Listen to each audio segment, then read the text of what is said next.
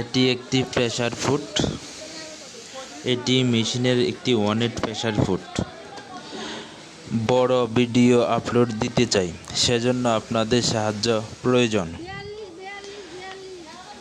কী ধরনের ভিডিও পেতে চান কমেন্ট বক্সে জানিয়ে দিবেন। নতুন নতুন ভিডিও পেতে শরীফ গার্মেন্টস ট্রেনিং চ্যানেলটি সাবস্ক্রাইব করুন, লাইক, কমেন্ট এবং শেয়ার করে দিন।